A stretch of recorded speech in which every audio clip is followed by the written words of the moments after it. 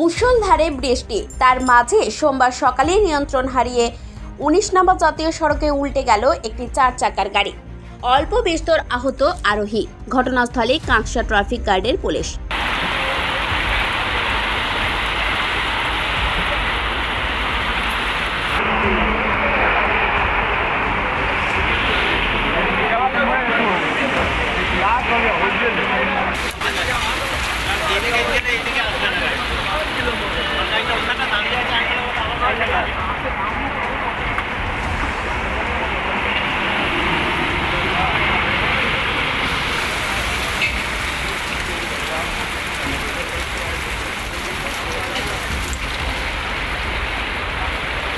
জানা গেছে, একটি ৪ চাকা গাড়ি দুর্গাপুর থেকে ১৯ নম্বর জাতীয় সড়ক ধরে পানাগড়ের দিকে যাচ্ছিল।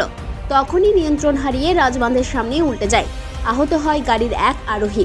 এই ঘটনাকে ঘিরে শোরগোল পড়ে যায়। ঘটনাস্থলে পৌঁছায় কাঁকসা থানার পুলিশ এবং ট্রাফিক পুলিশ। কাঁকসা থেকে অনুরাধা সেনগুপ্তর রিপোর্ট, খাঁটি খবর।